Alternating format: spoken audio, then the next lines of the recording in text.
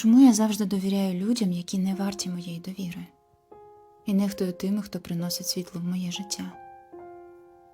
І я ж давно збагнула, що інколи кохання – це лише звичка кохати. Інколи насильство – це лише звичка робити боляче. Інколи життя – це лише послідовність днів.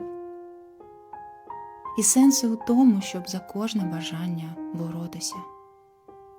Чому ж тоді кожного разу, коли я мала давати вудку, я давала рибу? І від того чорна діра в мені розросталася. Я дозволила їй рости, заключаючи палко. Чому ти так довго, темряво? Чому ти так довго?